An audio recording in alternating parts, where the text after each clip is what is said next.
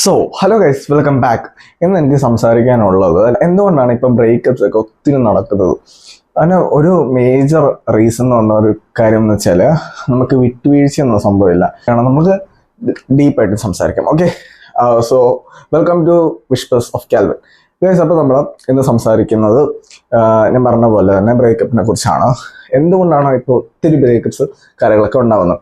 Okay, first major issue ഞാൻ പറഞ്ഞ പോലെ തന്നെ ഫസ്റ്റ് മേജർ ഇഷ്യൂ എന്ന് വെച്ചാൽ വിട്ടുവീഴ്ചയില്ലാത്ത അത്രയും കാലം വരെ ഒരു റിലേഷൻഷിപ്പ് മെയിൻറ്റെയിൻ ചെയ്ത് പോകും ഭയങ്കര പാടാണ്. ഓക്കെ, ഈ വിട്ടുവീഴ്ച എങ്ങനെ വർക്കാവുന്നതെന്ന് വെച്ചാൽ ഒരാൾക്ക് അത് വേണ്ടെങ്കിൽ മറ്റൊരാൾക്ക് അത് വേണ്ട എന്നൊരു മനസ്സിലൊരു ബോധം ഉണ്ടാവണം. അതാണ് വിട്ടുവീഴ്ച. അല്ലെങ്കിൽ നമുക്ക് വേറെ കുറെ എക്സാമ്പിൾസ് ആണ് വിട്ടുവീഴ്ചയ്ക്ക് തന്നെ എടുക്കാം. ഓക്കെ, ഒരു വിട്ടുവീഴ്ച എന്ന് വെച്ചാൽ ഒരു ഫൈറ്റ് ഉണ്ടായി. ഓക്കെ, ആ ഫൈറ്റിൽ നമ്മൾ ഫസ്റ്റ് ഓഫ് ഓൾ ഫൈറ്റ് ചെയ്യുമ്പോൾ ഒരു റിലേഷൻഷിപ്പിൽ നമ്മൾ ഒരു ഗേൾ ഒരു ബോയ് റിലേഷൻഷിപ്പ് ആയ സമയത്ത് ഫൈറ്റ് ചെയ്യുമ്പോൾ അടി ഉണ്ടാക്കുമ്പോൾ ഇത് അവരുടെ തമ്മിലുള്ള അടി ആയിരിക്കരുത്, അവരുടെ പ്രോബ്ലംസ് തമ്മിലുള്ള അടിയായിരിക്കണം. ഓക്കെ, അവരുടെ തമ്മിലുള്ള അടിയായി കഴിഞ്ഞാൽ എന്ത് പറ്റുമെന്ന് വെച്ചാൽ ബ്രേക്കപ്പും പിന്നെ അവർക്ക് മെൻ്റലി കുറേ ഇഷ്യൂസും പിന്നെ ട്രോമോസും കാര്യങ്ങളൊക്കെ ഉണ്ടാവും. സോ നിങ്ങളുടെ പ്രോബ്ലംസിനെ കുറിച്ച് നിങ്ങൾ അടി ഉണ്ടാക്കുക, അല്ലാതെ ആൾക്കാരെ കുറിച്ച് അല്ലെങ്കിൽ ആ ഒരു വ്യക്തിയെക്കുറിച്ച് അടി ഉണ്ടാക്കാതിരിക്കുക. അഥവാ അടി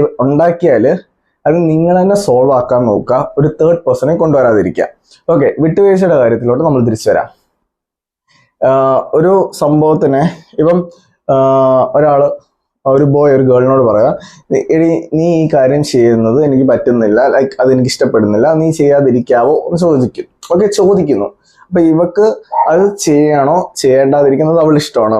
ബട്ട് ആ ഒരു സമയത്ത് ഒരു വിട്ടുവീഴ്ച ചെയ്യുവാണെങ്കിൽ മേ ബി അവരുടെ റിലേഷൻഷിപ്പിൽ ബോയ് ഒത്തിരി ഹാപ്പി ആയിരിക്കും, ഗേൾ ഒത്തിരി സാഡും ആയിരിക്കും അല്ലേ. അപ്പോൾ ഈ ഒരു ഗേൾ സാഡ് ആവാതിരിക്കാൻ ഈ ബോയും വർക്കൗട്ട് ചെയ്യണം. രണ്ടുപേരും ഈക്വലി ബാലൻസ് ആവണം. ഈ ഒരു സമയത്ത് ഈക്വലി ബാലൻസ് ആയിട്ടുള്ള റിലേഷൻഷിപ്സ് ഞാൻ നോക്കിയിട്ടെങ്ങും കാണുന്നില്ല. എനിക്ക് എൻ്റെ കുറേ ആൾക്കാർ തന്നെ ഈ റിലേഷൻഷിപ്പിന് അഡ്വൈസിന് വേണ്ടി എൻ്റെ അടുത്ത് വരാറുണ്ട്. അപ്പം ഞാൻ ഇതൊക്കെ ചോദിക്കാറുണ്ട്, നിങ്ങൾ ബാലൻസ് ചെയ്താണോ പോകുന്നത്. അവർ പറഞ്ഞ ഒരു സമയത്ത് രണ്ടുപേരും ബാലൻസ് ആയി പോയി ഇഷ്ടം പോലെ സമയങ്ങളുണ്ടായിരുന്നു. ബട്ട് ഈ ഒരു 2-3 മാസം കൊണ്ട് ഇവിടെ 1 വർഷം 2 വർഷം 3 വർഷം റിലേഷൻഷിപ്പ് കഴിഞ്ഞിട്ടുള്ള കാര്യങ്ങളാണ്.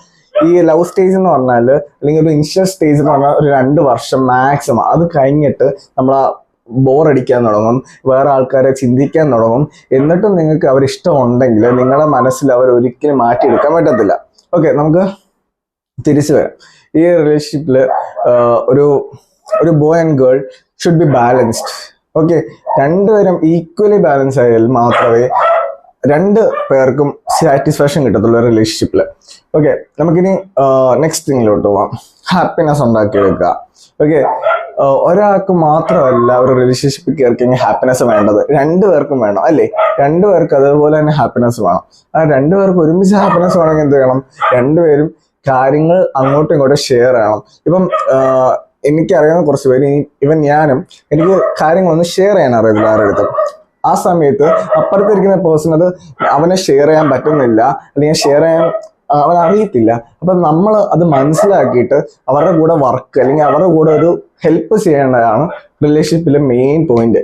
ഒരാളെ സഹായിക്കുക, അവൻ എപ്പോഴാണ് വയ്യാത്ത അല്ലെങ്കിൽ അവന് പറ്റാത്ത സമയത്ത് അവൻ്റെ കൂടെ നിൽക്കുക റിലേഷൻ്റെ ഒരു മേജർ പോയിന്റ് എന്നൊക്കെ പറയുന്നത്.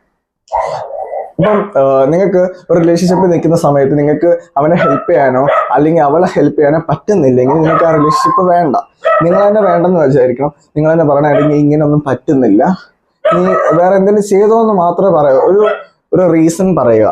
ഓക്കെ, ഇതാണ് റീസൺ പറയുക, ഇത് ബ്രേക്കപ്പ് ആക്കുക. ബട്ട് എല്ലാവരും ബ്രേക്കപ്പ് ഒന്നും ആക്കണ്ടെന്നാണ് എൻ്റെ ഒരു വിചാരം, എൻ്റെ ഒരു ആഗ്രഹം. ഓക്കെ, ആ ബ്രേക്കപ്പ് ആവേണ്ട ഒരു ആവശ്യം നമുക്ക് കാണുന്നില്ല.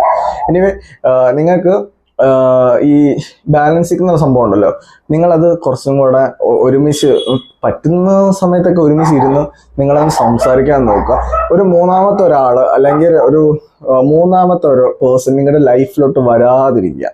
ഓക്കെ, നിങ്ങൾ മാക്സിമം മൂന്നാമത്തെ ഒരാളെ അവോയ്ഡ് ചെയ്യുക. നിങ്ങളുടെ റിലേഷൻഷിപ്പിൽ നടക്കുന്ന കാര്യം നിങ്ങളുടെ പ്രൈവറ്റ് പാർട്ട് അല്ലെങ്കിൽ പ്രൈവറ്റ് ഒരു സെക്ടറിൽ തന്നെ അതിരിക്കുക. അല്ലെങ്കിൽ വെളിയിലോട്ട് അത് വിട്ട് കഴിഞ്ഞാൽ ഭയങ്കര പ്രശ്നമാണ്.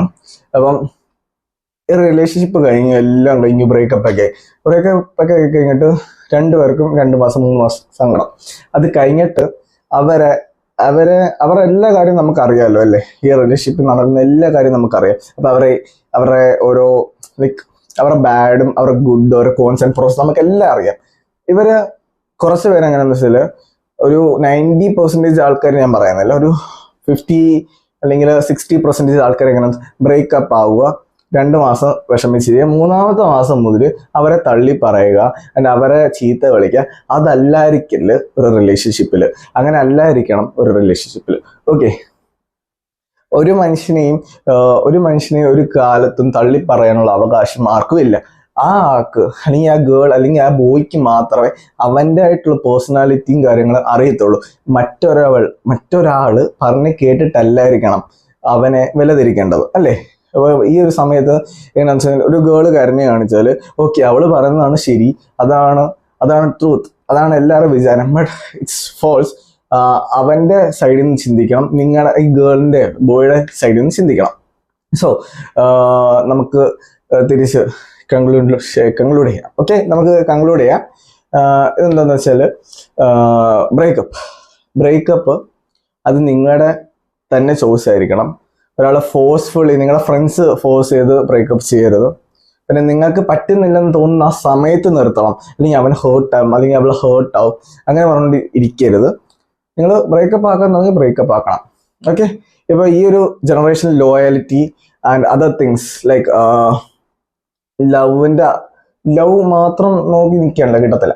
സോ ലോയാലിറ്റി, പിന്നെ നിങ്ങൾക്ക് റിലേഷൻഷിപ്പിൽ ചെല്ലുന്നതിന് നല്ലപോലെ എക്സ്പെക്ടേഷൻസ് ഉണ്ടാവില്ലേ. ആ എക്സ്പെക്ടേഷൻ ഒന്നും നടക്കാൻ പോകുന്നില്ല എന്ന് നിങ്ങൾ വിചാരിച്ച റിലേഷൻഷിപ്പിൽ കയറുവാണെങ്കിൽ ചിലപ്പോൾ നിങ്ങൾ പണ്ടെങ്കിലും വിചാരിച്ച കുറച്ച് എക്സ്പെക്ടേഷൻസ് ഒക്കെ ഉണ്ടല്ലോ, മേ ബി അത് വർക്കാവാൻ ചാൻസ് ഉണ്ട്. സോ നിങ്ങൾ ഓവർ എക്സ്പെക്ട് ചെയ്യാതിരിക്കുക ഒരു റിലേഷൻഷിപ്പിൽ കയറി കഴിഞ്ഞാൽ. Okay, thank you for watching this video. And നിങ്ങൾക്ക് ഇത് മനസ്സിലായെന്ന് എനിക്ക് വിചാരിക്കുന്നു. ആൻഡ് ഇത് ചെറിയൊരു വീഡിയോ ആണ്, നമുക്ക് വേണമെങ്കിൽ കുറച്ച് ഡെപ്ത് ആയിട്ട് ഇനി പറയണമെങ്കിൽ ഞാൻ പറയാം. ഓക്കെ, നമുക്ക് ഇനി അടുത്തൊരു വീഡിയോയിലോട്ട് വരാം. Okay guys, by.